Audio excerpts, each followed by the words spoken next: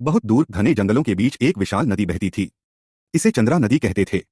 यह नदी सिर्फ पानी की नहीं थी, बल्कि रहस्यों और जीवों की दुनिया थी। आज भी इसके पानी में सूरज की किरणें चमक रही थीं और पक्षियों की चहचहाहट हवा में गूंज रही थी। इस नदी में रहते थे हमारे 3 खास मगरमच्छ। एक दिन चीकू ने हंसते हुए कहा, हम हमेशा साथ रहेंगे, चाहे कुछ भी हो जाए।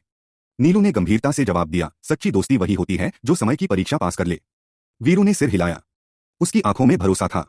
इस वादे के साथ तीनों की दोस्ती और मजबूत हो गई। समय बीतता गया, नदी गहरी होती गई। एक दिन इंसानों की नावें आईं, जाल डाले और शोर मचाया। मछलियां कम होने लगीं। नदी का पानी गंदा होने लगा। चीकू गुस्से में बोला, ये इंसान हमारी नदी खराब कर रहे हैं। वीरू ने समझदारी से कहा, गुस्सा करने से कुछ नहीं होगा, हमें मिलकर योजना बनानी होगी। नीलू डर गया, उसने महसूस किया कि बड़ा खतरा आने वाला है। भूख बढ़ने लगी। चीकू बोला, मैं दूसरी तरफ जाकर देखता हूं। वीरू ने चेताया, अकेले मत जाना। लेकिन चीकू चला गया। नीलू ने देखा कि नदी के ऊपर बड़ा बांध बनने वाला है। जब चीकू वापस आया, उसने कहा, दूसरी तरफ मछलियां बहुत हैं, वहीं चले चलते हैं। वीरू बोला, यह हमारी जन्मभूमि है, हम इसे नहीं छोड़ सकते। चीकू गुस्से में चला गया।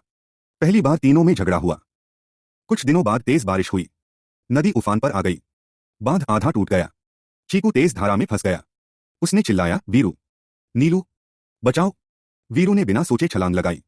नीलू भी पीछे नहीं हटा। तेज धारा, टूटे पेड़, बहते पत्थर। लेकिन वे हार नहीं माने। वीरू ने चीकू को पकड़ लिया। नीलू ने सहारा दिया। चीकू रो पड़ा, मुझे माफ कर दो। दोस्ती से बढ़कर कुछ नहीं। वीरू ने मुस्कुराकर कहा, दोस्त अगर गलती करे तो उसे छोड़ते नहीं।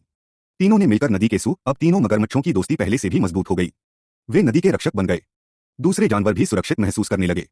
तीनों ने समझ लिया कि सच्ची दोस्ती हमेशा मुश्किल समय में ही साबित होती है। रक्षित हिस्से में नया घर बनाया। धीरे धीरे नदी फिर हरी भरी हो गई।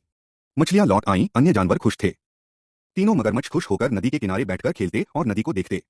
सूरज की किरणें पानी पर चमक रही थीं। और इस तरह तीनों की दोस्ती और नदी का जीवन दोनों खुशहाल हो गए।